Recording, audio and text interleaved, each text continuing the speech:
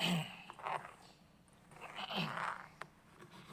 evening and welcome to the Community Development and Transportation Committee meeting for August 23rd, 2022.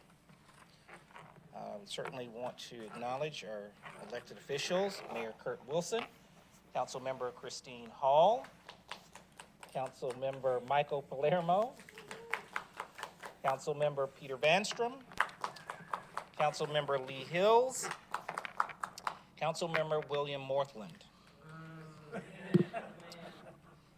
Also, of course, we have our City Attorney, David Davidson, and we also have Michelle Miller here. Thank you. Purpose of committee meetings are for city departments to convey information to the mayor and city council and discuss initiatives listed on the published agenda. By ordinance, the committee consists of the mayor, members of city council, and the city administrator, and the city administrator serves as chair of committee meetings. This is a public meeting, but not a public hearing. Therefore, while the meeting is open to the public, we do not take public comments or questions during committee meetings unless specifically authorized by mayor and council. Public comments or questions are received at our regular city council meetings on the second and fourth Monday of each month at 7:00 p.m. in the city council chambers, and also on the fifth Monday of each month in open forum. The upcoming open forum will take place on Monday, August 29th at 7:00 p.m. There will also be a reception honoring Council Member Marcelo Zapata at 6:00 p.m. on August 29th in the City Hall Rotunda prior to the open forum. We do encourage citizens to engage our online platforms, and if you have any questions or need information, staff is available to provide that information to you. If you have service requests or need to report a concern, we highly recommend you use the City of Roswell app or service web portal. I do want to highlight also the public education and information opportunities that will be forthcoming to discuss the $180 million bond questions, which will be on the ballot in November. There will be several opportunities for residents to learn all aspects of the bond questions and proposed projects beginning in September. Dates, times, and locations of those meetings will be provided within the next week to 10 days. And we'll also encourage homeowners associations to contact the city if you would like to have information provided to you. The first item on the agenda is the approval of the minutes of the Community Development and Transportation Committee meeting for July 26th, 2022. I'll entertain a motion for approval. Motion to approve. Motion to approve by Councilmember Hills. Do we have a second by Councilmember Hall? Any further discussion? All those in favor? All those in favor, it passes unanimously. Thank you. For community development, we do not have any action items to come before the committee. Under transportation, we do have several items under transportation. The first item as listed on the agenda is consideration to approve the Riverside Road concept. Yes, Mr. Skalski. Yes, Mayor. Mr. Chairman. Yes.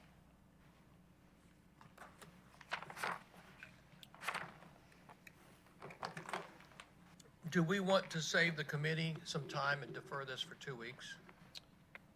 That would be perfectly fine with staff. We understand we had comments last night and comments today, so pertaining to perfectly fine. Okay. Yes, Councilmember Palermo. I certainly agree with deferring it 2 weeks. I would like to make a few comments regarding it. So I think as we had a discussion last night with the RTAC and a good presentation, and as I had mentioned during it, I saw some things that I personally liked, and at the same time, as I stated, it was certainly going to be important to me, perspective from the bicyclists and specifically from Bike Roswell, as well as from the neighborhoods, because I do remember some important aspects being addressed in the current plan to support those neighborhoods right there. So So I think it's definitely important to defer for 2 weeks. And the area I'll be most specifically looking at with the current plan that was in the packet for tonight. The part I'd be looking for is just, especially based on some RTAC comments that I think made a lot of sense, would be opportunities to keep the bicycle lanes where they are in the current plan. However, is there the opportunity to put something between where the car drives and where the bicycles ride? And so as RTAC brought up, the advantages are by having less wide pavement for the car, that's less encouragement for cars to speed through, and also more safety for people on bicycles. So that's something I'd like to look at and discuss and see if it is possible. And then again, as I mentioned, certainly want to gain the perspective from Bike Roswell and other bicyclists. All right, thank you, Councilmember Palermo. Mayor Wilson? So it sounds like, President Pro Tem Palermo, that there's a lot of work to be done in the next 2 weeks, that there needs to be a full collaboration between the Roswell Department of Transportation, RDOT's plan, the RTAG plan, incorporating Bike Roswell, and incorporating the neighborhood surrounding this, the area adjacent. There's been a lot of comments from the neighbors there that want to weigh in on this. So that there's a lot to do in the next 2 weeks before it comes back up, if that's what I'm hearing from you correctly. I think there definitely needs to be a lot of work in the next 2 weeks. I see it as the opportunity that the current RDOT plan does have a lot that's been incorporated from Bike Roswell and from those neighborhoods. And that's where I guess I'd be looking at the current plan and seeing from the RTAC plan what can be incorporated in. And again, that's where I'm suggesting a possibility being the potential to find a way to have the bicycle lanes where they are in the current plan, but as RTAC suggested, anything at all to reduce the width of what the car's driving on, and therefore add more safety with some type of protection for anybody bicycling on. Thank you so much. Yes. May I just mention one comment, and that is just from staff side in coordinating with Mr. Leatherman in Rec and Parks. There's also some modifications that we are considering and would bring forward to you at that time around the ASAN property and the impacts to their design. So we're finalizing those, and we're just doing that over the last 1 week or two, and Jeff is here tonight. So that'll give us a little time to bring that in as well to the picture. Thank you so much. Yes, Mayor Wilson. Just we're on the same page. You got a lot of work ahead of you next 2 weeks, right? You've got to collaborate with RTAG, right? You got to bring back in Bike Roswell, who's a part of this original plan that you wrote, and the adjacent community members that have. So you got a lot of work ahead of you in 2 weeks. If I may, just want to clarify one point. Obviously, it seems the committee would like to defer this item. The next committee meeting, standard committee meeting, will be on September 13th, which would be 3 weeks by the calendar from today. Saved by the bell, an extra week. All right, so yes, Councilmember Vanstrom. Is there any discussion that there was discussion about the roundabouts versus the Hawks lights? Is that something that we're just going to be working on and going through as the process continues? It is, because a concern is with the neighborhoods on really their input for how a lot of this plan was the challenge it is getting out of their neighborhood, and that was the reason for there. So again, I love hawk signals. I want more hawk signals on Riverside and many roads all around Roswell, but I also do want to be conscious of the work and collaboration that occurred with the neighborhoods there. Thank you so much. With that, we'll entertain a motion. Motion to defer to the September 13th meeting. All right, thank you, Councilmember Palermo. There's a motion to defer, second by Councilmember Morthland. Any further discussion? All those in favor? Thank you so much. Item number 3, under transportation, consideration of a contract change order with Bartow Paving for an additional $500,000 in FY 2021 and 2022 citywide resurfacing program. Mr. Skowski. So this item is really to add a little bit of additional funding, and with me to answer all the tough questions is Joe Vitale, who manages our resurfacing program. But we've been able to accomplish a lot this year in the last 1 to 2 years with our resurfacing program, and I wanted to just run through a couple of things real quickly, and you may have some questions, but the purpose of this item is simply to add some additional funding from FY23 of $500,000 to our existing contract arrangements so we can complete a few roads that we couldn't get to in our proposed list from the last time you've seen it. And we're going to kind of run through that very quickly. This covers a little bit of the background on our paving management program. Costs have been increasing. That's fairly straightforward. But our goal is to maintain the pavement in an acceptable level. And this is the system for doing that in terms of scoring. Joe and his team evaluate a chunk of the city each year, and this is the criteria for the scoring system that's used. Go ahead and continue on unless there's questions. This is a really important graphic. It kind of shows the general life cycle for paving deterioration over time. And we've been targeting a level of, in the next pavement scoring index, of about 68, 70 as a target. You'll see that in a minute. But basically, pavement starts to deteriorate rapidly once it reaches a certain point of kind of no return, when the potholes show up and things start deteriorating underneath. So if you just go to the next slide, some overview of just our length of roadway and the approximate amount of funding each year. We usually ask for about $4 million in routine funding. That's the bottom line here, to maintain our pavement at a steady condition. And if you go to the next line, this is what we do. Typically, we mill down 1.5 inches to get the top off.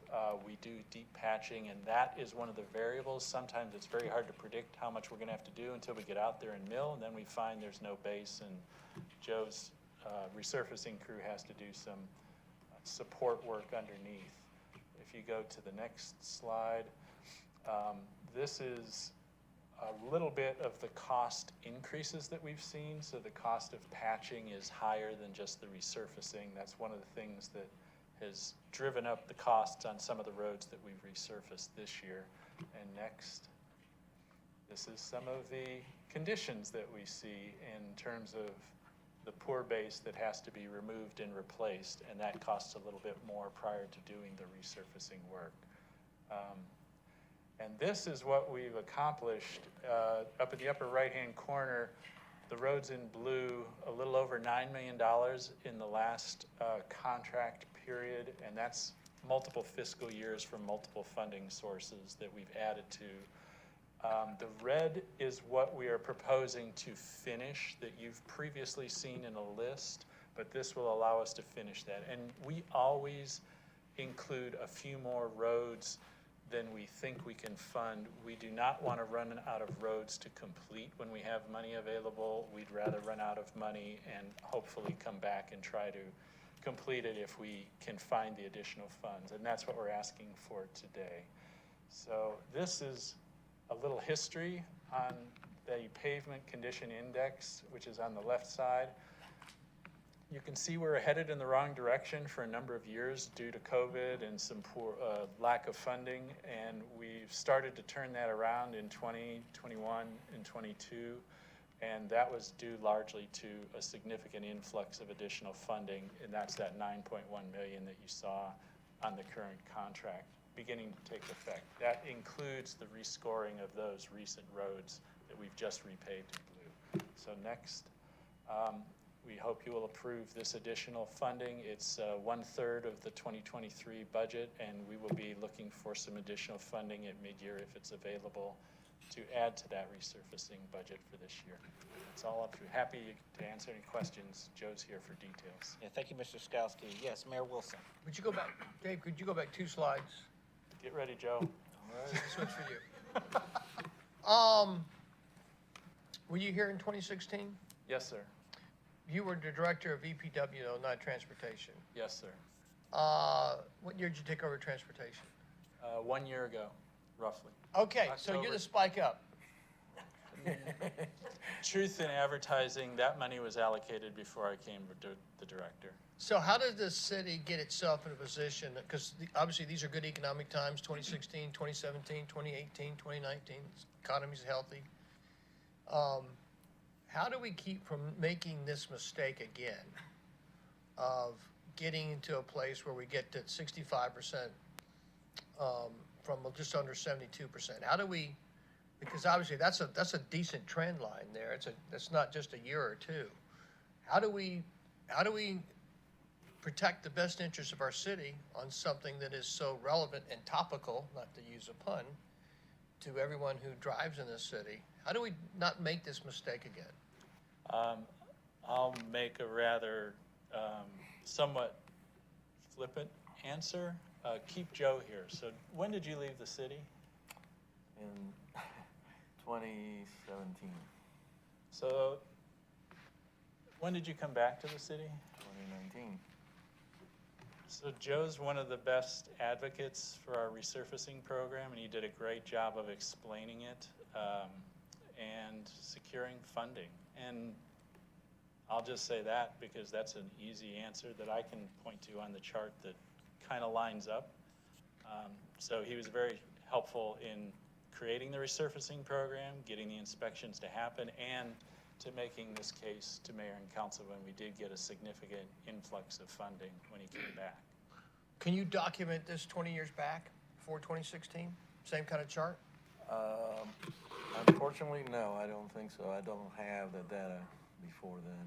I mean, I can go back somewhat, like 2009 when I first came to the city.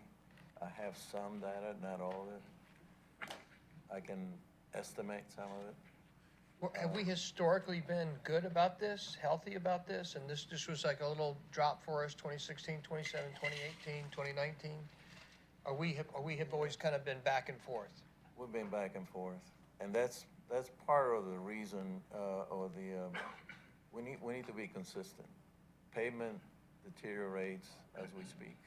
Well, it's one of the reasons, let's talk a little bit behind the scenes. The reason, and I'm making a little assumption here, but I feel confident about this assumption.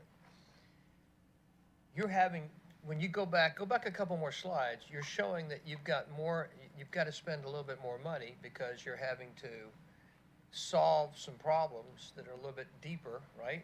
Because the problems weren't solved contemporary to when they could have been solved. So they didn't get solved immediately at the time when they should have been solved, so it goes on.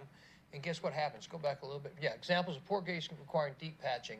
And I think the slide before this, Dave, shows another statistic. There it is. Current cost, milling 289 square yard, deep patch at 138.85 a ton. And the cost of patching is 27% higher than topping. So the longer you go without a consistent program, the more patching you have to do, which means it costs more money. Yeah, plus to add to that, what you saw, the pictures you saw there, that road had been resurfaced before. This is one of the It things. was not, that's why we're here for. We don't want to do that. We want to spend the money on patching so that we don't have this problem 10 years from now, 15 years from now. One of the great dangers, I think, of being in politics and spending money is that it's easy to pass, hey, we don't have the money this year, so we don't spend the money. But, you know, the old Midas commercial, we're old enough to remember it. You can pay me now, you can pay me later. It's a perfect example. If you don't pay now, you do end up paying later. And so I would say, just as being the mayor here in 2022? Yeah. That whoever the next mayor and council is in the future, 10 years from now, 8 years from now, 20 years from now, is use these small kind of examples to continue to invest in things so that you do not end up costing yourself more money down the road. This is a great example to me. Stay contemporary with your program, stay contemporary with your operational protocols, stay contemporary with your maintenance programs, because it'll save you money in the long run, and it better serves the residents. So I just use this as an example. I hope you guys will carry that message 10, 20 years from now, that Spend the money now, because it does pay off. Thank you. Thank you. Yes, Councilmember Morthland. Do we have a Joe in training? That's an excellent question. Joe? Do we have a Joe in training? I would say yes, we do have a couple of candidates, And but Joe'll be here still for a little while. so Joe did get some reinforcements on the resurfacing program with securing a construction supervisor during the last 6 months, I'd say, just as we were Yeah, starting about 6 Oxbow. So that's been a shot in the arm in terms of Yeah, and additional help. she's one of those that could be in training. Thank you. Yes, Councilmember Palermo. What's the best way for when residents have questions about the status of a street repaving? What's the best way for, is it to email Roswell Mayor and Council, or what's the best? The ideal scenario is just to submit something with the Roswell app. Those are documented, they're recorded, we track, we follow up, and just a simple address or a location that you think is subject or in need of repair.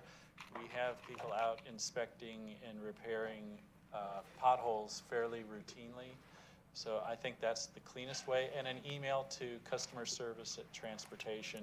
I'm not sure the exact email address, it's on the website, but that goes to all of us, and we can get somebody out to investigate a complaint of any sort in the right of way. Okay, so if they don't have an app, then there's a customer service at transportation. Customer they email. service line, and there's a customer service email that's pretty We popular. get- Okay, and that's where, what if it's not to place a complaint saying, hey, there's this new pothole here, but it's just, hey, when is this street scheduled to get the same thing?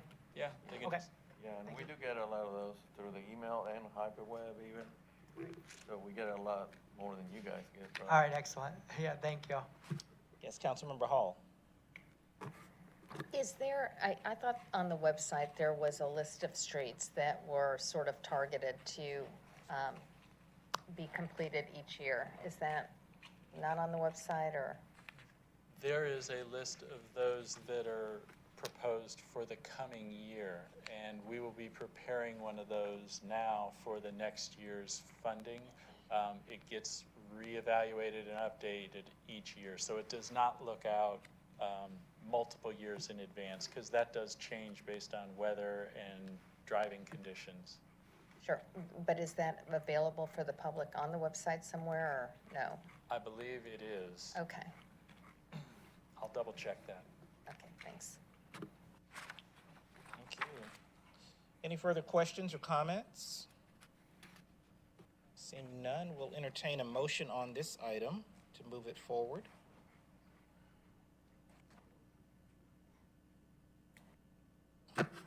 Motion to approve? Motion by Councilmember Hills. Second by Councilmember Morthland. Any further discussion? Seeing none, all in favor? Thank you. Passes unanimously. Thank you very much. Item number 4, discussion of the Georgia Department of Transportation Quick Response Project of converting State Route 92 at West Road to a restricted crossing U-turn intersection.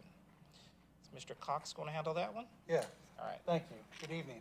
We just wanted to give a brief update on a quick response project that we have been working with GDOT on, and we recently have been submitting our official support for the project, and we want to just take a brief moment to brief the mayor and council before GDOT submits a funding request later this year. So quick response projects are something that GDOT does throughout their districts. They usually are capped around $200,000, and the project type is basically in the name. They're basically meant to be quick and fast because they don't require utility relocations, they don't require right-of-way. They're usually done within the roadway footprint, so usually you can respond pretty quickly. So GDOT funds all of this. It's 100% funded by GDOT, and one of the areas we targeted was State Route 92 at West Road. It's located almost on the Cobb County border on the far part of Roswell on the west side of town. So here is basically what they're proposing to do and what an R-cut is. So basically, you have an open in the median on Highway 92, and vehicles can make left turns from any direction. So if this is implemented, they would modify the median brake to still allow left turns off of 92 into the side streets. So you could turn left into West Road, or you could turn left going into the St. Mary of Egypt Orthodox Church on the north side of the road. But basically what it does is prohibits left turns coming out of the side street or the driveway. And I have a graphic showing what this will look like. So they'd modify the median, and they'd also add some raised concrete islands there. We call these pork chop islands here and here on the sides. So they would modify the intersection. And I have a graphic showing what the turning movements will look like here in just a second. They would also modify the downstream and upstream U-turn lanes to the east and west. So this is over by Laurel Lake Drive. The Cobb County border is just off the screen here. There's already a left turn lane here for U-turns. They would basically be extending it to allow more storage for U-turns and also a little more room for decelerization. Same thing here at Steeple Run and Wildwood Springs Drive. The left turn lane is there today. They'd just be extending it slightly. One of the comments we noticed, or one of the comments we had for GDOT, is this current traffic signal at this intersection does not have a left turn arrow. It does not have a controlled left turn movement. So one of our comments that we've been pursuing for a while is for GDOT to consider adding a left turn arrow for vehicles turning into Wildwood Springs and for vehicles turning onto Steeple Run. This would be like your red arrow and it would turn green, or possibly the flashing yellow arrow. So we did make that request in our comments, and that we're going to be pursuing that based on its eligibility requirements. And then here's just a basic illustration of what you would be doing if you were coming out of the two side streets at the church or on West Road. Let's say you wanted to go left from West Road going into Cobb County to the Publix or the Dunkin' Donuts over there. You would not be able to make the left if this was ever implemented. You'd have to make a right turn, go down to Steeple Run or Wildwood Springs and make a U-turn at the traffic light. And then same thing if you're coming out of the church. If you wanted to go east into Roswell, you have to come down here and make a U-turn to go back to the east. So again, there's no financial cost to the city on this. GDOT has not yet submitted a funding request, but will likely be doing so later this year. The RDOT supports this project. We just wanted to make sure that Mayor and Council were aware of it.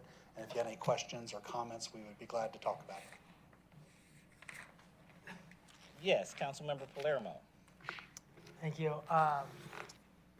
So I think what I want to point out too, I'm glad that you included the discussion, and I'd love for anything. I think we've all had too many discussions the last week on the lack of control we have with GDOT related aspects. But a left turn there, I think every single day I drive there's debris. So there's just so much debris right there where there's no left turn. I think it's the same on West. When you're taking into West Road, is there a lot of debris there as well, or is it more just on the steeple? What kind of steeple one? debris? Talking about From car Crashes. wrecks. Yeah, from crashes. glass broken and Yeah. stuff like that. So there's more steeple. Yeah, so steeple, I constantly see debris, and so really hoping that they would allow for a left turn, especially if they're going to be changing the traffic pattern potentially. Yes, Councilmember Hills. Thank you. I've spoken to a lot of the neighbors that live on West Road from the stop sign south of 92, and most people that live there or even further south, to avoid having to wait on the traffic changing or opening up, since there's no light there, do use Steeple Run to exit from Habersham Downs, Steeplechase, and sometimes Waverly Hall, but Waverly Hall is further east. So I got a lot of support for this. I happen to live on West Road, and it'll be a slight inconvenience for me, but I think it'll end up saving lives and making it a much safer intersection. So I'm supportive. Any, Mayor Wilson? Yeah, one of these days I'm gonna get good at this, and we're gonna talk beforehand, before you come in here. But you heard the key. You have a council member that lives right here. And we didn't have this discussion beforehand. It'd be interesting because there's some great instantaneous feedback. But it's a good project. But you will get some negative feedback from your neighbors on this, just FYI. No? I think you will. There have been neighbors over the years that have come to open mic night, multiple different ones, that have come to talk about wanting either a light at West Road or if they couldn't get that, then a left turn light at Steeple Run, which is why I'm hoping that if GDOT's gonna do this, that they also let the light change. I'm with you. I hope you're right, sister. I'm with you. Just, Yes, Councilmember Morthland. This is a good design. This is a good plan. Anything we can do to get that left turn signal on Steeple Run, get the left turn signal for Wildwood Springs would be an amazing addition. And fully support this. I live on Steeple Run. I see the traffic from West Road coming over to Steeple Run to use the neighborhood to exit to get out. I think it's gonna be fine. So full support there. Okay, thank you. Any further comments, discussion? All right, this is a discussion item. is this the last time we're gonna have Dan in here for a committee meeting?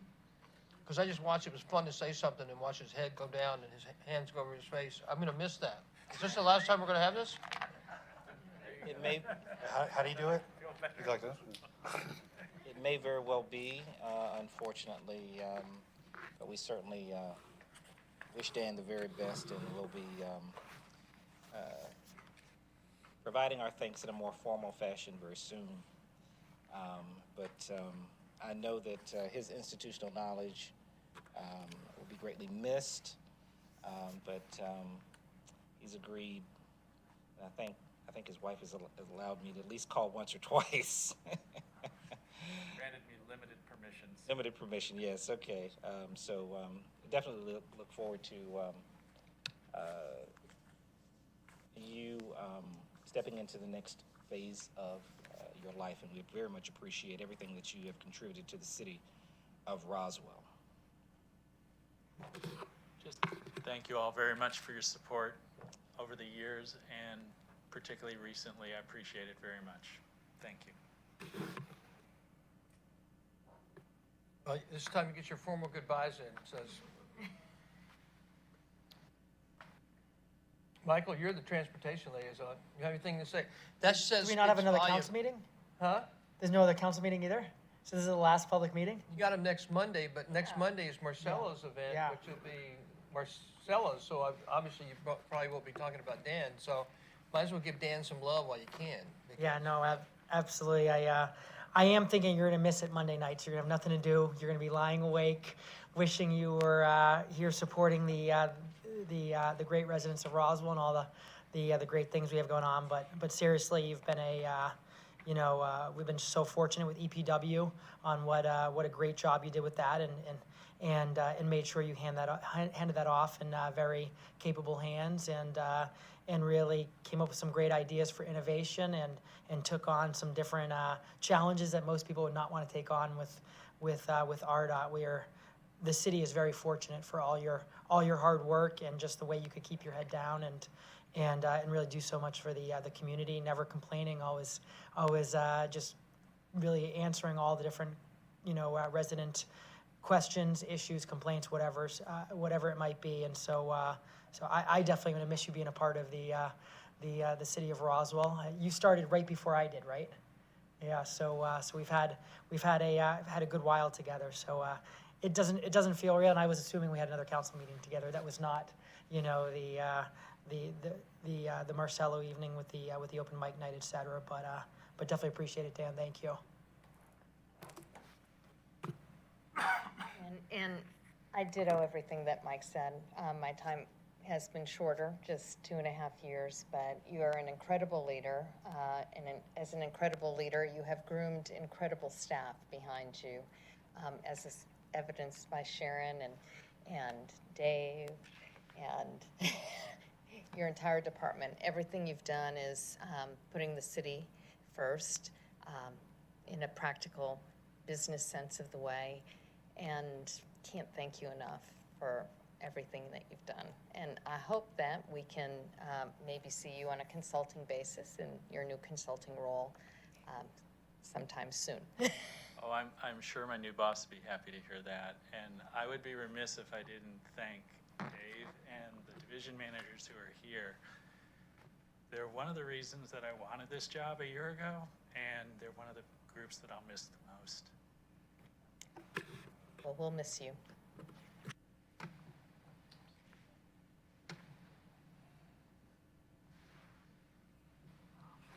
Having some technical difficulties, sorry.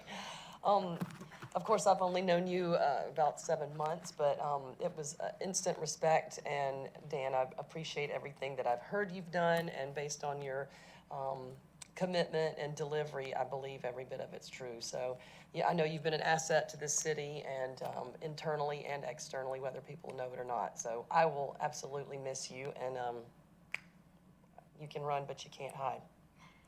I'll see you again. Thanks for all the patience.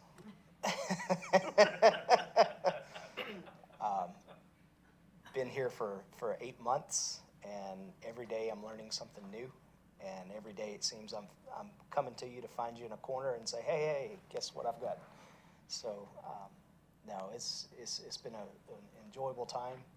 Wish you the best, and please let me know what I can do for you in the future. I already got in my hug and my cries with him privately, so thanks a lot for everything. Well, you got till September 9th, and so we got a lot of work to do. The clock is still kicking, Buster Brown. You know, I will say, next Monday is difficult because it's a celebration of Marcelo. So, you know, I don't think we can do right by you. And the truth of the matter is that the one message, to be clear, I think, to all our the staff already knows it, council already knows it, everybody in this building knows it, but unfortunately our residents don't get to know like how amazingly we are served by so many amazing people, and nobody embodies that better than you. Level of professionalism, competence, energy, passion, commitment to find new innovations, new solutions. If everybody had the opportunity to watch you at work, I think they would be incredibly impressed by how the city is served by such a dedicated public servant. So, Dan, I'm not convinced you're leaving until you lock the door September 9th. You know there's another position we've got for you, which still hasn't been accepted. So we still hold out hope. We know that you're going to do your consulting gig, but we will miss the stew out of you, and the city will be worse off as a consequence of you not being here. So thanks for everything you've done, and you got a lot to do in the next 2 weeks, so good luck. Thanks to you all, and thanks to the folks of Roswell. It's been an absolute pleasure. Thank you.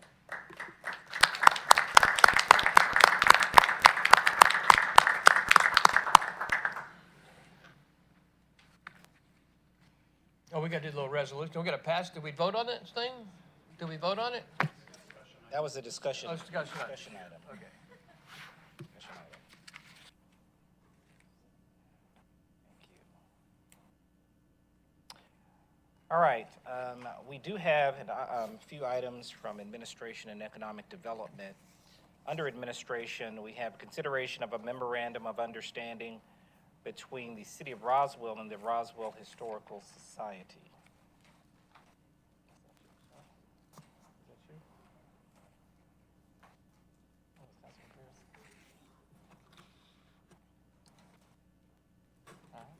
Yes, Councilmember Hills. Thank you. Yes, I've been working with the Roswell Historical Society on their MOU, just getting them up to speed for the current year, and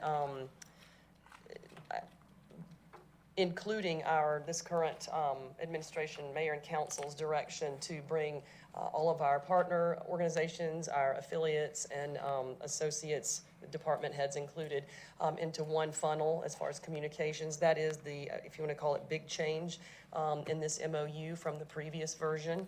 So working with the amazing Elaine De Niro and Ken Banford. They've been great, very compliant and willing to do exactly that. They are very supportive of the city and proud to support in a way that is within the mission and vision of this mayor and council. So that's really the only change that you'll find in here.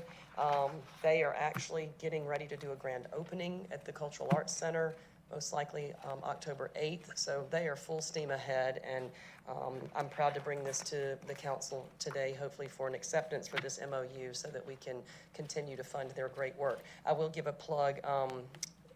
Councilmember Morthland and I had a tour of the facility about 3 weeks ago, And I was asking the same question that Will just asked of Mr. Vitale. Do we have an Elaine in training? I told her she couldn't go anywhere anytime soon, but to make sure that we continue the good work that's going on to preserve the history of this city and enhance that as we go.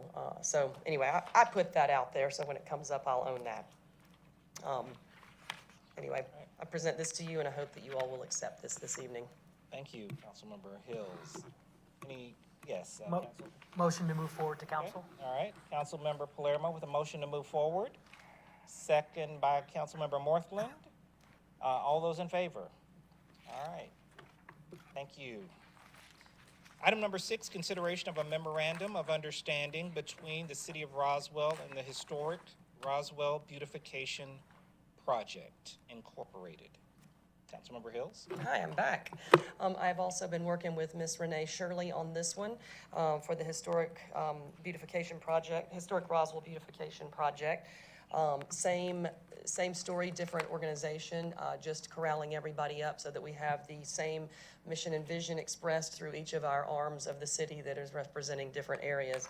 So Ms. Shirley has been most welcoming of the information. She asked a few questions through legal, which Mr. Davidson guided her through that. He and I collaborated on those questions and answers as well, and everything is up to snuff. So I'm pleased to bring this to the council this evening, hoping for your approval. All right. Again, thank you, Councilmember Hills. Any question, discussion, or a motion? Yes. Motion to move forward by Councilmember Morthland. Do we have a second? Second. Second by Councilmember Hills. Any further discussion? Seeing none, all in favor? All right, thank you. Passes Thank you. unanimously. All right, under economic development, consideration to provide startup funding for the Roswell Development Authority. Daryl Connolly. Good evening. Good evening, Mr. Mayor and members of the City Council. Darrell Connolly, Economic Development Director. Thank you. We're presenting tonight an item for your consideration to provide startup funding for the Roswell Development Authority. On May 23rd, 2022, the Mayor and Council activated a new Roswell Development Authority. The RDA budgeted startup expenses for the first year of operations to be $35,000, and they've requested that the city fund such costs. The amount includes administrative support, legal services, training, and supplies. It does not include any project-specific costs or expenses. In your binder gives the detail of the RDA budget. A budget amendment will be needed to appropriate such funding and is available in the general fund operating contingency. We're recommending your approval of this item. Thank you. Yes, Councilmember Palermo. So I guess my question is actually for Mr. Davidson. So understanding that they are a separate organization under the state, that where we appointed the members and set it up, but they are a separate organization, isn't there still the opportunity where they could, where if this council chose, they could take advantage of certain things at City Hall, for example, legal support and things like that? I'm just wondering if there's any economies of scale that the city has and that can offer that would reduce the funding needs. Because they are a separate entity, my office represents the city of Roswell, so there could be a conflict at some point. So I would not feel comfortable ethically advising them on stuff, from my office. There are secretarial things that could be done. I mean, I have people in my office that can help them with stuff. But as far as legal advice, I think they need their own attorney. However, if they need administration support, I think the city could provide some of that. And then, I guess another question is, I'm really big on, just as, always, if we're giving money, making sure that, just as I want the city to get money without any strings attached, if we're gonna give taxpayer money, I want to make sure there's as many strings as attached as possible. So, just Mr. Davidson, Mr. Conley, as you've looked at this agreement, do you feel there's anything that could or should be done differently just to ensure that they are executing the vision of city council who's focused on the vision of the residents? Is there anything more that you feel is needed, or do you feel that's more on a project by project basis? So I will, going forward, I'll be working as a liaison to the RDA. So I'll be in communication with them. So, we'll be guiding the projects. I'm sorry, yes, Councilmember, I'm done. Councilmember Hall. Thank you. Do we anticipate other requests for funding, or is this a one-time startup and they will start rolling like the DDA? Is that the expectation? Could you elaborate on how that will play out? So this is really just startup funding. So, and what I mentioned before, that it doesn't include project-specific costs. At a later date, we'll be requesting some funding for a master planning project, for instance. And so that will come back to the council. So if you have specific projects or transactions, there may be some additional requests for funding. Yes, Councilmember Vanstrom. Yeah, I just wanted to report the RDA did have their first meeting, and a fantastic group of 7 distinguished Roswell residents who are focused very much on bringing forward the mayor and the council's agenda for the city. Daryl was there. I think they're an impressive group. I think we're lucky to have those folks sitting in service to the city, and they will be reporting through Daryl and through me as the economic liaison and the mayor himself. I don't foresee that being any issues. There will be further requests for funding, very similar for the Development Authority. They will be overseeing some city planning that we're looking at doing for the master planning, and hopefully that will come before council soon and be passed by the council. I'm hoping, and they'll be busy working hard on some projects right away. All right, thank you, Councilmember Vanstrom. Any further questions or discussion regarding this item? Yes, Mayor Wilson? Motion to move forward on consideration of brought forward by Councilmember Darrell Conley. All right, thank you, Mayor Wilson. We have a motion, and we have a second. Second by Councilmember Vanstrom. Any further discussion? Seeing none, all those in favor? All right, thank you. That passes unanimously. And then the final listed item that we have on our agenda this evening under economic development is the consideration to approve a scope of services for master planning by the Downtown Development Authority for the city of Roswell. Mr. Conley. Thank you. Back on July 11, 2022, the mayor and council approved an intergovernmental agreement with the Downtown Development Authority for master planning at the intersection of Highway 9 and Holcomb Bridge Road, and also for reimbursement of up to $150,000 for those services. The council asked that the IGA, Intergovernmental Agreement, include language that it not become binding on the city and the DDA until the scope of services were brought back to the city council for approval.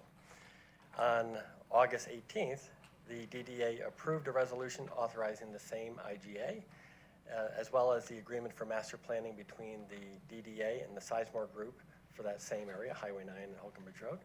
The scope of services is for an area 1/2 mile radius at Highway 9 and Holcomb Bridge Road. The master plan anticipates a mixed-use development with commercial and residential, as well as community services.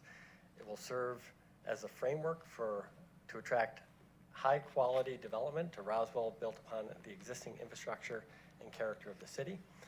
The master planning process is going to include site analysis, interviews with city staff, key stakeholders, as well as case study research, and a 3-day planning workshop. The end result is going to be a master plan and summary for public presentation with recommendations for an overlay zone.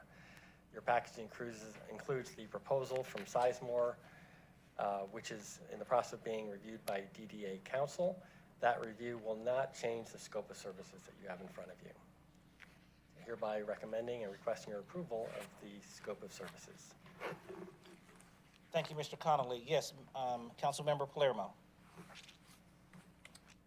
Could you please actually pull up the map to show the exact location?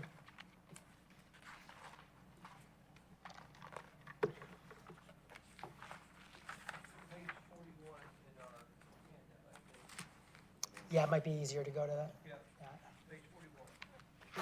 looking for this one Just go to roswellgov.com. in the package.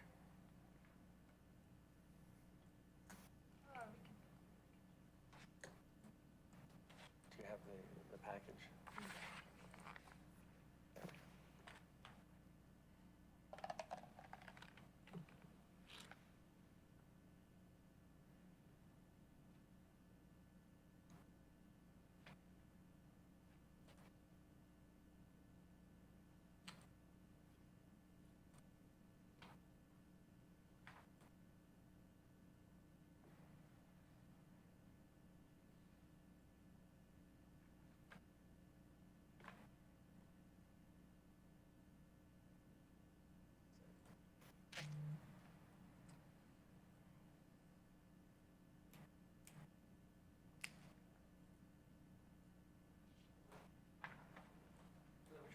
Yeah, if you could just enlarge that. Yeah. Yeah, just trying to aim for it. Because so obviously I see the very large property right there on the northeast corner. And so it goes really it covers all four corners That's correct. is the plan, and then so just having a master plan for that entire area? Yes. Okay. The area has the hashes, they're not going to be planning that area. That's residential. Okay, that's helpful. Thank you. Sorry, All right. that's residential where the hashes are? Yes. You got your laser pointer right there, this will help a little bit. You Thank kind of bring in Old Roswell Road and Highway 9 and So Alfred. Highway 9, you have Holcomb Bridge Road. This is the area that will not be planned. That's a great distinction. So Daryl, show that again so that anybody watching this at home can have clarity, because it's very important in terms of having an understanding of what's not going to happen in terms of the master plan. So that is residential now, correct? That's correct. And so the blacked out area inside the half-mile radius is residential. It will not be part of the master plan. Correct. And then what's critical to point out, because probably this may be the first time people have ever seen it or heard of it, even though we've been talking about 4 economic pods, probably doesn't make any sense. This is the intersection of 3 of those economic pods, and that is the intersection of Highway 9 going north and south, and Highway 92 or Holcomb Bridge going east and west. So that intersection is the intersection of 3 of the economic nodes that we have planned 20-year growth plan. And so to that point, you can see that this master plan starts at the at basically 3 pivot points for city nodes. Going north, going south, and going east. And you've got in a little bit of the west going in because of the half-mile radius, because there's some points to bring into this from a master planning.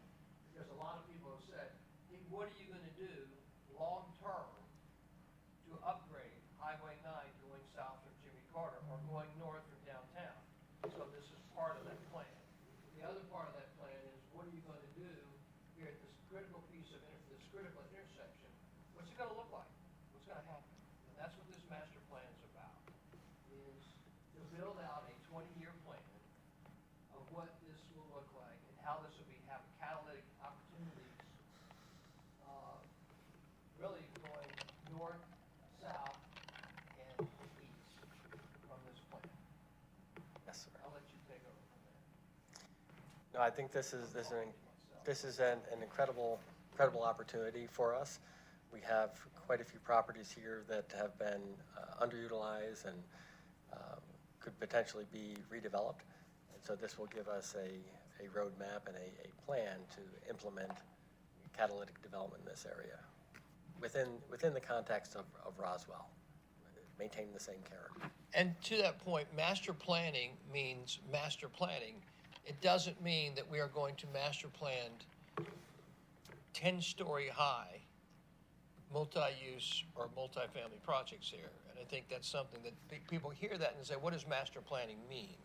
Master planning means fitting into the long-term design and architecture of what Roswell intends to be 10 years from now and 20 years from now, and planning that out with intentionality to allow the development communities. We said, we'll plan it out.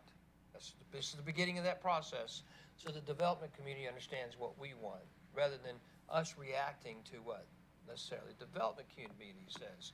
So this is a huge pivot point for the city.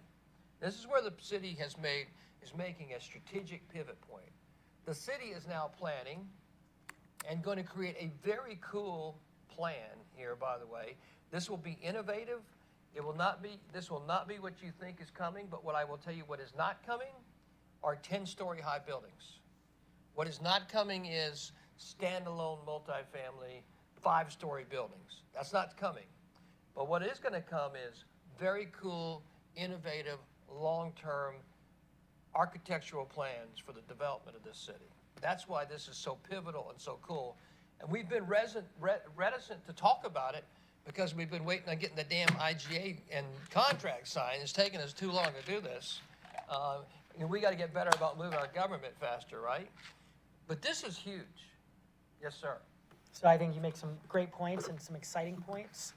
And with that, to ensure that this master plan is going to reflect that, I do feel the scope needs to be updated, because I think it needs to be clear that it should be following our zoning code, because there's two things that I'm concerned about, and the mayor's mentioned it specifically, which is, so here's the two things as I look at it. One is our zoning code has been updated because we have a lot of standalone apartment buildings, and that's not what we're looking to encourage and invest in, et cetera, because we need mixed use, we need destinations. That's what we're hearing from residents. And so number one is just the fact that our zoning code does not allow residential on the first floor, which means it's not a standalone apartment building. That's one thing. The other thing is that our zoning code has, for multifamily, the property must either be on Highway 9 or Holcomb Bridge Road, which obviously many of the properties are within this radius, but not all of them. So those are where my two concerns are, is just making sure that the master plan and the overlay would be under our current code. Another example is 10 stories. The fact that our code does not allow 10 stories there. So that's what I'd want to make sure is clear within in the scope of services for the master plan, to make sure the consultant is aware of basically the intent. Mike, that's a incredibly reasonable and fair point. You don't want, and we've had a lot of conversations with the master planner, but to that end, sometimes people still push something on your agenda that you said, I don't want it, and all of a sudden it shows up and says, "What? I didn't want this." And all of a sudden, well, yeah, but you don't understand, it's good for you. Right? You don't understand, this is good for you. No, it's not good for us. This is what we want. We have clarity about what we want. And I think that, forgive me for saying, that's what you're saying is, That's exactly right. I don't want to get a surprise, man. That's right. We've been clear about what we want. Don't come back and don't deliver me a 10-story building here or a 5-story multifamily standalone building. Like, that ain't happening. So we're clear about that as elected officials. We're clear about that as a direction from our residents. I know there's some people who disagree, but the vast majority of residents, we believe, have given us a very clear direction on this, and we're going to follow that path. And so, Darryl, he's just saying, you're running this show. And you don't want any surprises on this deal. And my focus is too, if a consultant wants to give us a free surprise, I'm okay with free surprises. Sure. But when I find out that we have to pay $100,000 and then we get a surprise, That's fair. I have a real issue with the accountability for the tax dollars. That's fair. And so I fully know that Darryl is accountable. He's accountable to the mayor and council, which means he's accountable to the people of Roswell. The problem is with that contract, even with a surprise, we'd still be on the hook because there's nothing in that scope of services that says he can't. So my request would be if this committee would consider either, whether it be working through the language right now, or if this committee considers motioning to move it forward to council, knowing that there'd be updated language in the scope, just to cover exactly what the mayor has just discussed. Councilmember Vanstrom.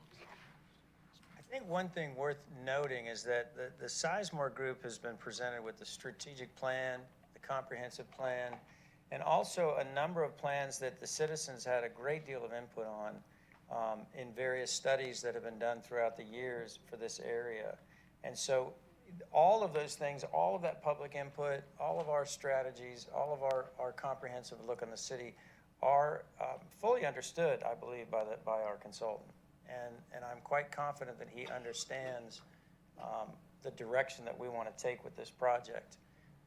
I don't foresee a design that is contrary to what the zoning allows for within reason, and also with just the overall concept of what the city wants. We have a lot of plans already. We have a lot of input from residents already, and we're taking those into consideration. I don't think what you're requesting is changing that at all, and I'm not opposed to it. But I think I'm quite confident that we've spent a great deal of time with the Sizemore Group in a lot of meetings, and he was along with us in Greenville, understanding a great deal about what this city's vision is through the mayor and the council and the staff. And so I feel very confident that we're going to make a great team working with Sizemore on this project. Thank you. Councilmember Hall. Thank you. Thank you, Councilmember Palermo, for bringing that up, and Councilmember Vanstrom for your comments. And I think Bill St. Aubin will do a good job, but as Mayor Wilson has said on many occasions, you want a good contract and a clear contract, because ultimately that's where that's what it comes down to. So I would like to see an amendment or updated version to include that it is in compliance with our current zoning codes and comp plan as part of the written agreement, and I'm not opposed to moving it to council and having that language show up there. Okay. All right. Sure. Okay. All right. Any further discussion at the moment? Can I ask you a question? Please. This is because I completely agree. I think moving to Cal has good, but I got a question. Since you know some of the cool ideas that they've been percolating behind the scenes, you don't? Depends on which ones. Do those fit in the current? Because you know the zoning better than anybody other than Lenore and Jackie. I mean, I don't mean to insult you to say you're maybe number 3 on zoning, but you know the zoning very, very well. Yeah. Some of the stuff's pretty cool, and I'm curious. I don't know, I'm thinking, look, one of the things, we have got to address our zoning code at some point, right? It is too complex, right? It needs to be more simplistic, more friendly to what our ultimate designs are. That's a whole separate issue. But before we get caught and tie the arms of a creative designer, we know what we don't want. I think we've been very clear on that. But I want to make sure is that we don't hamstring a creative designer from doing something we might want, but it might not fit into the current ornate zoning code. I actually agree with you. That's why I'm addressing specifically 2 concerns, with maybe 3. One would be that our zoning code only allows multifamily to be requested on Highway 9 and Holcomb Bridge Road. So the property must in some way touch Highway 9 and Holcomb Bridge Road, and that's often included too through, you often combine parcels through developments, et cetera. So that's one thing. So obviously you see on this map, there's a number of parcels. The majority probably are on those 2 roads, but there's still some parcels that aren't. And so that's number 1. Number 2 is that our code does not have standalone apartment buildings, because it has creating more walkable, pedestrian-friendly opportunities and destinations, which that's covered by the fact that our code does not have residential on the first floor. And so that's the number 2. And then maybe the number 3 is the height, but I can't even remember offhand what the height max is here. So I'd even remove that from one of my major concerns, because ultimately, no matter what comes, we always have the ability to say, you know what, great master plan, but you showed 10 stories. Maximum we'd be willing to do is 3, 5, whatever that number is, you know, for the right thing. But that's something easy, whereas then it becomes, I feel, much more complex and expensive to rework a master plan that says, oh, there's a lot of multifamily that's not on the commercial corridors and spread, you know, all over the place, or oh, this was assuming that there should be an area where it is just standalone apartment buildings. So those are the two things I'm most focused on. Yeah, I think it's clear, and Mike, I'm glad you're saying this, like, we're not hiring a master planner for the city to master plan a gigantic multifamily development. And I think that everybody needs to understand that. We don't need anybody to do that. There's plenty of people waiting in line to do multifamily developments, all over, very sophisticated people with plenty of money and plenty of clever ideas. That is not what this is about. This is about redesigning the city at a very pivotal point and being very clever about doing it and having an intentionality so that it has real bang for the next 20 years. And letting very creative minds where there's been some success in other parts of the country saying, what can we do that makes us a little different than, what do we always hear all the time? What is it, you guys, look what Alpharetta's doing. Well, this is gonna be, no. Look at what Roswell's doing. Roswell's not trying to be like, Roswell's trying to be true to itself. And I think when we get through with this is gonna be a catalytic point for the city. But I know everybody's worried, like, well, what are they gonna do? That's why you gotta let somebody design it. But what it's not gonna be is it's not gonna be high-density, standalone, multifamily, and everybody needs to understand that, and that's not what we're signing up for. Yes, Councilmember Panstrom. Hey, let me just make something really, really clear here that is vitally important. This is, to my recollection, one of the first times that Roswell is taking a proactive approach at the mayor and city council and staff level. This is what so many of us campaigned on, and so many of the people during the campaign talked about was how do we quit being so reactive? How do we become a city that says this is what we want to be and this is what we want to become, and then show the developers and the people coming in to build what we want? And that's what this is all about. This is all about us saying, hey, Sizemore, come help us. Come help us put pen to paper exactly what we want in this very pivotal corridor to bring in the appropriate businesses, to bring in the appropriate entertainment, to bring in the appropriate housing, all those things that add up to a great mixed-use facility and area. That's what this is all about. And I think it's so pivotal that we are taking this action for almost, I don't know, is it the first time? I swear it feels like the first time, and it's certainly the first time we've been this organized and this strategic about it. So I'm excited. I think this is the great step, and let's get going with it. So I certainly echo that. I think without a doubt, I would think this has to be certainly the biggest impact, and just so proactive.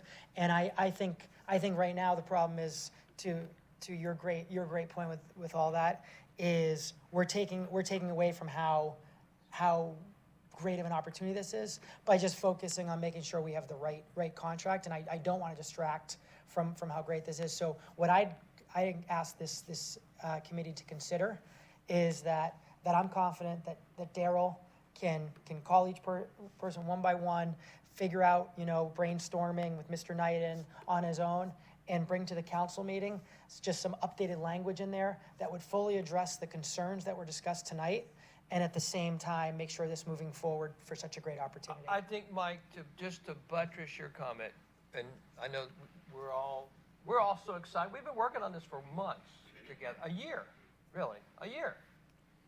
And this is one of the change agent pieces potentially city. But I'm glad you said this, Mike, when it's like, okay, Bill, we love you. But if our residents end up spending this much money, and you bring us a high-density, multifamily, standalone project, no, sir. And it's gonna be in the contract. So do work expecting we all have a much higher level of expectation.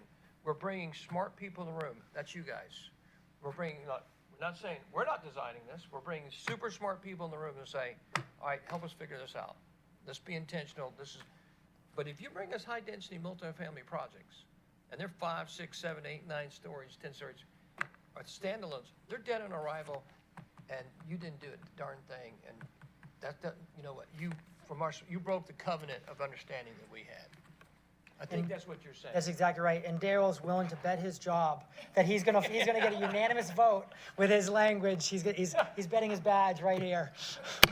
I do also just want to say that there are going to be there's going to be a 3-day workshop. And so we're going to have the opportunity to speak with them, you know, in person, along with the stakeholders, and help to shape this process. But I gotta say though, that's the stuff I don't like about the deal. That's the stuff, my reservation, it's funny when you get into it, I started looking at it. There's been a lot of stakeholder process. It's creativity time. It is, the stakeholders is your council, because they've already got a lot of investment from residents. They've spent a year working on this from an economics perspective. The staff has worked on this.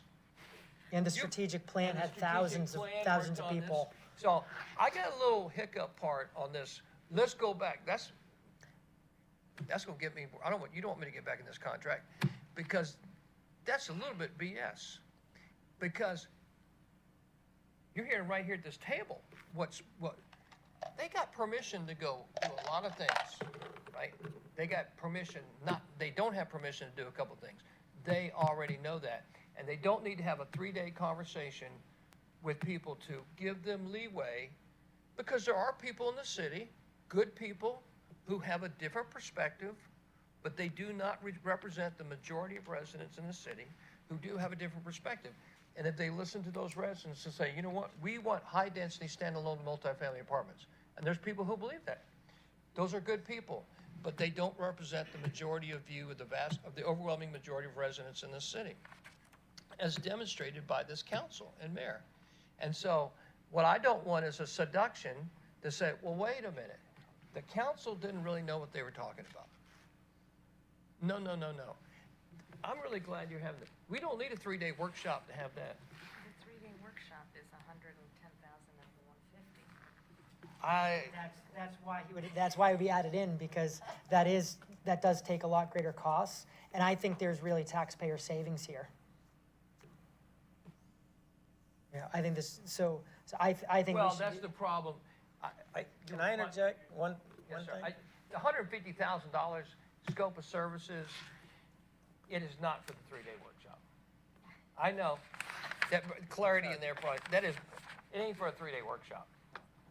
No way. The scope of services is to create the plan, draw the plan, and deliver the plan, is it not? yes. That has no. Yeah. But you see what Christine's looking at? It's showing $142,000 for. The 3-day, and then the post-design, that's part of the creating of the master plan itself, the post-design workshop.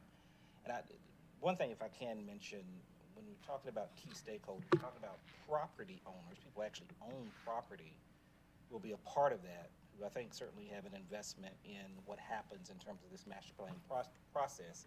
And also, elected officials who obviously have an investment in what happens on the property and in the master plan area.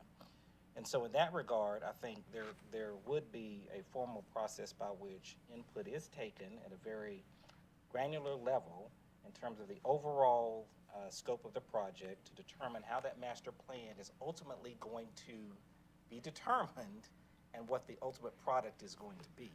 We've already had granular level conversations from the council level and with some of the landholders, significant landholders on this. I don't think we've been that granular, and what I'm hearing too is that we want to be granular and we want to make sure they stay within the rules of the zoning and don't get carried away with the project. I mean, what I'm hearing, one side I'm hearing, I want to make sure that all of this goes according to how we want it to go with our zoning and how the citizens and residents want this to be. And the other one is, we don't need to spend that much time designing it. Well, No, the design. This is, I'm quite certain the way that's categorized is so that it could just be charged out. I'm not sure about that. Because I know that there's a scope to this project.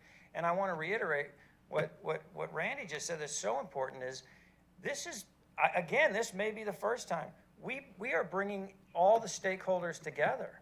That takes time, and we have to spend time with those stakeholders together. We've got landowners who own different segments of this property that we are trying to join together in discussions of what the future of all of their properties are, and that does take time. I don't see that as a negative that we're going to sit down and get more granular on this, because it's something that we want to make sure turns out exactly how this city wants it to turn out. So I don't see. You're exactly right, Peter, everything you just said. Only thing I'm saying is, you and I have been doing a whole lot of this. This has been occurring this in 2022, exactly what you just said, with landowners, with pivotal landowners. You've been right smack in the middle of this. So you're right. It does need to be comprehensively brought together. I think Christine just brings like, what, she said, I'm looking at that like, perhaps it's a mistake in the illustration. Because from our perspective and from the landowner's perspective, this is my perspective listening to them. Guys, where are we? We should start on this 3 months ago. They're ready to go. They're ready for concept designs, right? The landowners are ready.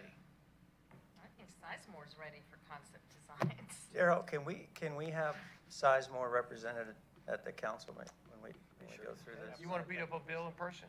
Oh, a beautiful bill. Okay. The one last thing I'll mention is, of course, in the course of a master planning project, obviously you're going to have to take into account water, sewer, stormwater, utilities, roadway networks, internal roadway networks and connections. And so there are a number of things to take into account once you get down into that detail level, which will be a part of this master planning process. All right, any further? Yes, Councilmember Hall, yes. I would just say, I'd like them to revisit the 3-day schedule and start on day 3, where they start finalizing concepts and developing presentations to present to key stakeholders. With an associated cost reduction. Yes. Okay. All right. I mean, if you look at the day 1 and day 2, honestly, that's everything that Mayor Wilson has said that we've done over and over and over again. I mean, most recently in Greenville as a group. Importantly, the strategic plan, which was all documented with so many residents sharing all their Absolutely. concerns and views. We are hiring this group, this amazing, we're hiring Sizemore Group because they have incredible experience, incredible success, and incredible creativity. And we are not telling them what to do. And the landowners are not telling them what to do, right? We've percolated some ideals, but the creativity and the experience is supposed to come from them and say, let us deliver to you, here's some of our ideals. Here's what we're thinking we can do. That's kind of, to me, that's everybody's been waiting on. Everybody's waiting on, what do you think? To your point, before you get into the super granularity of figuring out all the utility pieces, everybody's wanting to know, like, this is what we're thinking, guys. What do you think? Are you good stakeholders with this? Or stakeholders, are we going in the wrong direction? I think that's kind of what everybody's been waiting on. Am I wrong about this? Because everybody's been biting at the chomp, like, let's go, let's go, let's go, let's go. I think we're on day 3 already. All right, okay. What I'm hearing, I'm sorry, go ahead, Councilmember Palermo, please. Mr. Knight, I prefer you give the summary of what you're hearing. Go ahead, no. What I'm hearing is that there is a desire to move forward with the master planning process. However, there are specific topics and items listed in the proposed master plan that you believe warrant revisiting based on some conversations and some previous discussions that have already been had with respect to the direction the mayor and council would like to move in terms of an overall master planning process. In addition to that, you want to ensure that the ultimate master plan, which is developed, does comply with the comp plan and the zoning code as it currently stands. And you want to ensure that master planning project does fit clearly within the vision of this mayor and council with respect to mixed-use development. That and I think that's overall a good summary. I think there's some flexibility with some aspects, but I think an important part is given this scope, I think there should be a cost reduction and there should be savings for the taxpayer. So what I'd like to see is I would like to see this come to council, but with some updated language from Daryl, just to ensure the overall intent. And then number two, with frankly a price tag that makes sure they're digging right into the work and getting this moving. Okay. I think, Michael, if you're asking for a reduction in price at this time, with all due respect, I think we're gonna stall this out even further. But it's pretty easy with the 2 days of things where all they have to look at is the master plan. That's my thought process in the cost reduction, if you could reduce 2 days. Or reshift the dollars to something else? Reshift the dollars. I'm gonna say contractually, to your point, look, it's a hot button when you say, well, we need to come back in 3 days to talk with stakeholders and figure out what you want. We've been talking for months. The landowners have been talking for months. And it's not what we want, right? It's what you can't do, right? That's what Michael started us. Let's just be clear about what you can't do. That's the one thing, like Michael was just saying, don't bring us something when we said we can't do this. Like, don't put us in that position. But you got a lot of, we're asking for your creativity, Sizemore, right? We're not trying to be creative ourselves. We're asking for your creativity. So, and there's been a lot of panel testing with us, panel testing with landowners, panel testing with the community. So what is it you expect to do in those 3 days? Well, we just need to get back up to speed. Yeah, I don't know. Like, if that's what this part of this, if the scope and design is, I think you're hearing, like, do we really need to get up to speed, or we wanted you to get to work? Like, if you want to have us come sit down for a day together and have a conversation in the room, but 3 days? I don't know. It sounds like a lot of hand-wringing. Because I'm looking at that. The following planning team members are anticipating to attend the design workshops. So are they saying they want us as part of the design workshops? That we're actually, during the workshop, as part of the design process? Or is that feedback? Not asking, I know you don't know, but I think that's where we're kind of getting a little, and I'm sure if Bill were here today, he'd be answering that question. All right. Okay. What I'm hearing again is that we want to have some conversation with the proposed master planner to find out if there should and could be modification and reduction in a piece or a portion of the scope and the price. Is that correct? Yes, that's my viewpoint. Okay. Mr. Knighton, Yes. how much have you worked and how much time have you put in negotiating and working on the contract price-wise for this? We've made several reductions. Also, we also modified the length of time that was originally proposed, as well as I recall the design workshop. I believe it was actually longer than that, and we reduced it down further than that. And so there has been several conversations in terms of the scope and trying to reduce certain aspects of the proposal to what you have before you today. I'm more concerned as I read page 36.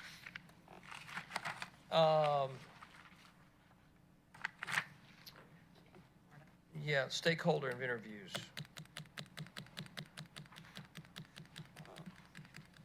I'm wondering if we still want to immediately move this to council, or do we want to defer this to the next council meeting? I mean, the next committee meeting. That's unfortunate, to your point. Have you looked at stakeholder interviews? Yeah, and I'm not so sure that this isn't more of a general contract that he does with cities and municipalities and how he sets up the function. I apologize Bill should be here, but Bill's been with us many, many times already, talking and chatting, as you said, we've been in those weeds, and I Michael brought up a really good point in the beginning, and it begins to raise my specter of, because I'm the guy who always says, let's trust them, right? These are business people, Yeah. smart people. And we've had this conversation since Jamie and I first met with Bill last November the 5th, right? Said, I think this is a potential great person to help us solve some problems in Roswell. And thanks to you, Peter, and Michael, and Christine, and Lee, and you, Will, believe in the same thing, and believe in this as an answer. We've been very clear that understanding, and look, it's a legitimate school of thought. Bill is an urbanist designer. We understood that going into this. And we said very clearly to Bill, this is a suburb. So Bill came up with some really cool terms for us as a really cool city in the ARC, understanding we're not an urban center, we're not going to be an urban center, and we don't want to be an urban center. And so that's not part of our long-term solutions. And understanding that we have different stakeholders that we have to solve.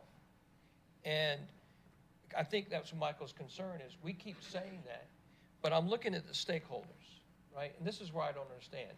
And I know, we all know where this piece of property is, and I'm sure that my ignorance abounds here, okay? So what in the world does MARTA have to do with me doing a vision analysis on this, master planning this property? What in the world, why would I talk to MARTA on master planning? I know why they would. The same reason they want to talk to GDOT, the same reason they want to talk to Georgia 400 Toll Authority. Those pieces, I would want that explained to me, like, why are those part of my stakeholder interviews? Aren't the stakeholder interviews the city of Roswell? Aren't the stakeholder interviews the landowners? What am I missing here, David? GDOT, I believe, would be important because those are two GDOT roads. Absolutely. No, I'm with you. Yeah. I don't know what the toll authority would. What's the Georgia 400 Toll Authority got to do with this? And my concern is, I would interject, it probably has to do with the entire scope of the project. It doesn't, I don't think if you say the word MARTA that you're considering what is the impact of the future plans of what's going on. I'm not trying to contradict you. I'm just saying, I think that's just a thorough outline of what an architect looks at when he's trying to design all the aspects of the urban area surrounding this area that we're looking at. I think you have made it quite clear to Bill and Sizemore what you want and what the council wants in this area. I think if you want to construct the contract to be so specific to the areas that you want, there may be some scope that gets overlooked that he looks at standard for all projects. I think it does take time to do this project, for one thing, for him to do, and getting paid for it, I don't think is outlandish. If you don't want 3 full days of public input, then don't do 3 full days of public input, but he's still gonna need to take those days to interview stakeholders, to understand what's going on with GDOT and the intersections and what he can and cannot do. We're talking about possibly having another lane, another exit opened up across the road. I mean, these are all, that's not out of the scope. it's not. It's a fair point. And I will tell you, you know where my concern generates from? My concern generates from is that we just went through this where we found out that basically there were construction projects, transportation projects that we can't change, right? And one of those potentially found out is that, hey, this city may be on board with BRT, a BRT station. Now, I don't think most residents have any clue about that. I certainly did not. And I'm not so sure that the residents of Roswell would be on board with that. And I'm not so sure the residents of Roswell are saying, so what is there a connection to MARTA, i.e. BRT, coming up 400, and is that part of your connection? And I don't want to be part of expanding that unintentionally through a master planning process by saying, hey, we thought we were really smart in master planning, but what we ended up doing was accelerating the MARTA BRT to our city, which I've said, let me just speak for me personally as the mayor, no, no BRT station at Holcomb Bridge. Even though you guys baked that in, no, the answer is no. And so I'm concerned that do I unintentionally accelerate that as I see that as a stakeholder because Bill has a different perspective than I do, right? I'm not, and so does Marta. Marta has a different perspective than I do. Marta thinks that's the right thing. I don't think it's the right thing. And so do I accidentally step on my own designs for the city for the next 20 years by all of a sudden there being that link? It could be, as to your point, Randy, as just inconsequential as, you know, Marta's got to look at the bus stops, and it's just the bus stop connections going up Highway 9. It could be, right? That could be just as that incidental.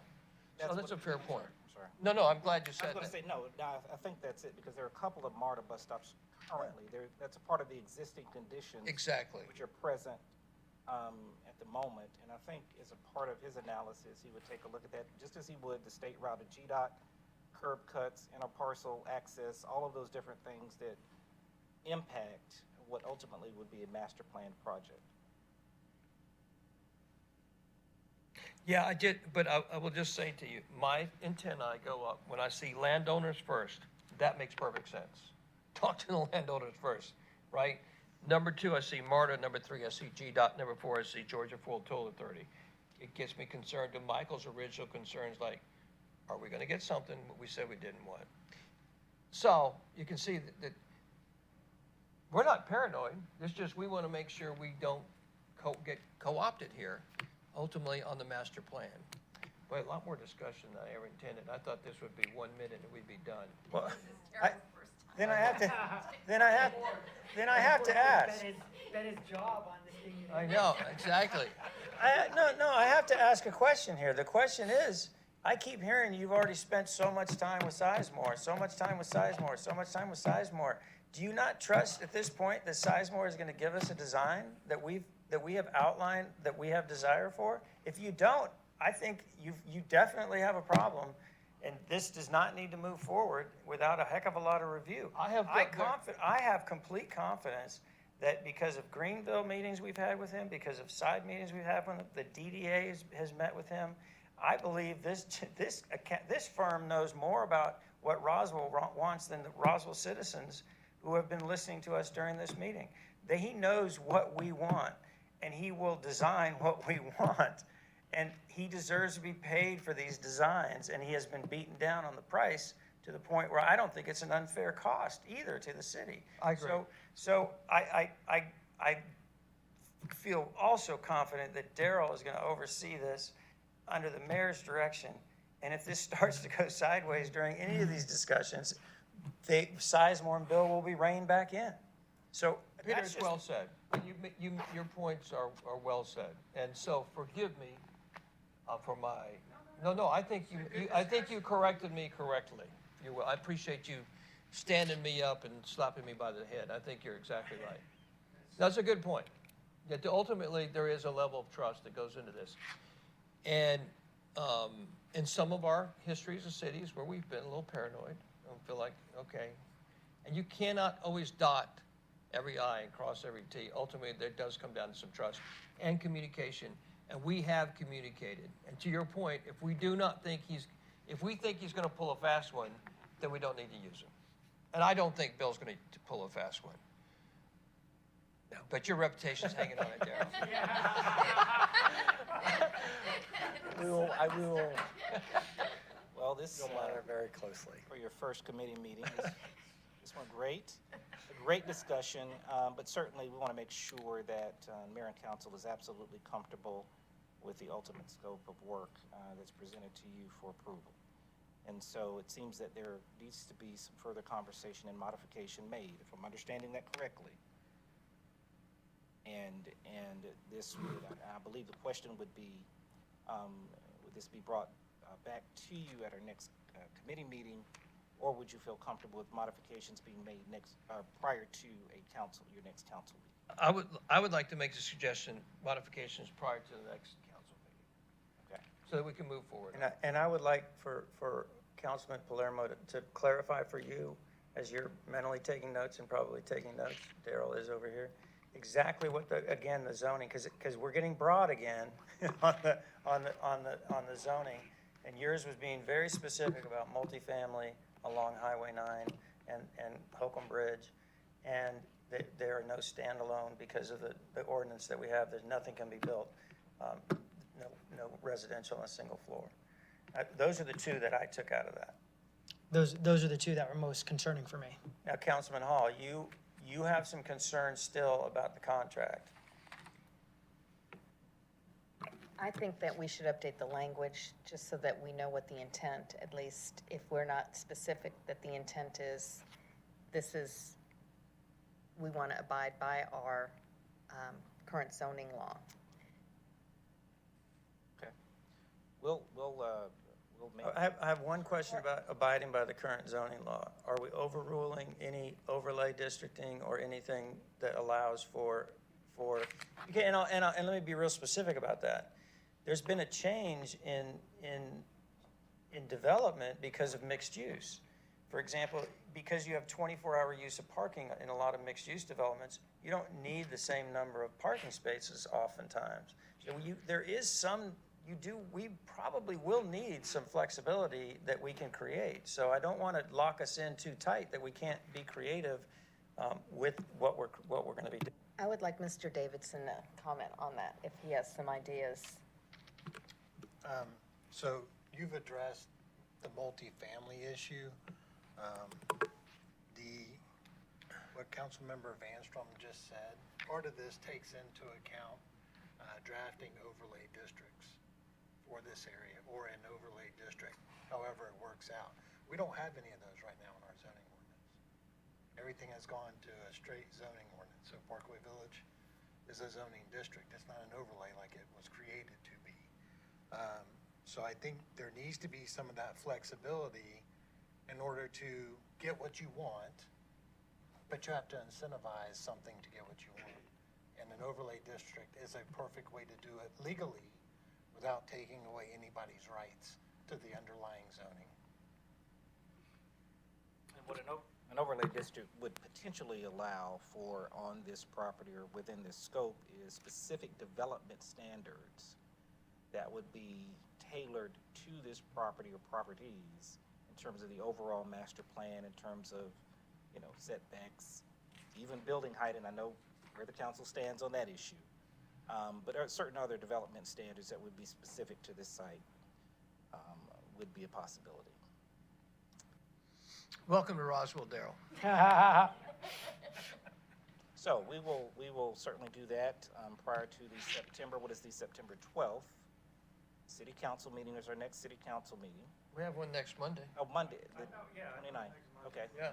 August the 29th, but we've got So work. we're gonna add this to the special call meeting, is that what you're saying? Yeah. We All got a right. special call meeting, and then we got the open mic. Okay, all right. Sure, we will turn this around very quickly then, have conversations as early as this evening, and make sure that we hope to capture the comments and considerations of mayor and council and provide that information back to you as soon as we can. Okay. So isn't there a need for a motion and I motion to move this forward to the special called meeting on August 29th with Daryl providing updates, and so that we'd see an updated version to discuss and potentially vote on at the August 29th mayor and council meeting. Do you know Daryl writes like he's actually taking down a note when he's looking at you, but he's not doing anything, he's pretending like he's writing something? I said It's a motion by Councilmember Palermo, second by Mayor Wilson. Any further discussion? Seeing none, all in favor? Thank you very much, and thank you for the discussion.